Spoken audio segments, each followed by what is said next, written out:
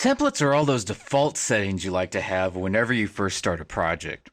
Examples of default settings would be having fonts or your text, which happens to be all Arial or Times Roman or some sort of fancy script font. It could be the way you like to have your dimensions.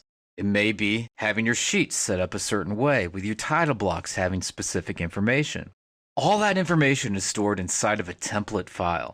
You can use one of the default template files, which shows up here on the main menu, underneath projects and just some of the default templates.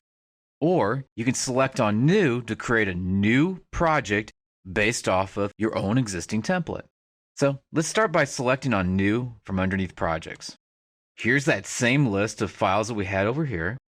Most likely though, you want to choose your own template file, something that you've created that has your standards associated with it.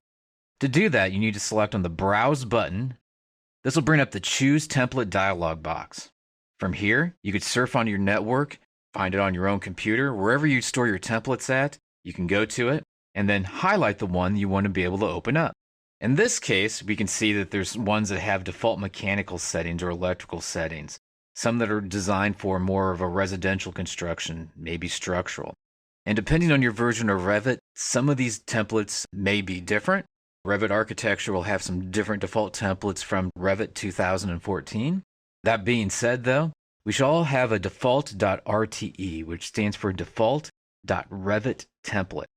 Go ahead and select on that and click on Open. And what we're going to do is we're going to create a new project based off of that default template that's available to us. We also could click here where it has Project Template. If we did, we'd be creating our own template from scratch. And when we saved it, it would then be able to browse to in order to pull up those settings again and again on future projects. But for right now, we're just going to select on Project and create a new project based off of the default template. So select on OK. And this brings up our project, once again, based off of the default template. Some of the settings that are going to be in there are default floor plan views, default ceiling plan views, or default elevation views. Anything that would have a schedule associated with it could be preset by default, so the second you start to draw those things in, the schedule will start to populate. You can also load in default families, such as your default walls, doors, windows. The kinds of items you'd like to have from project to project, they can just be in your template. And then when it comes time to start a project, there they are. I'll also point out that if we go in and create a new sheet, that even your title blocks can be in here. So you can have your different size title blocks available to you. Then you select the appropriate title block off of the list and click on OK.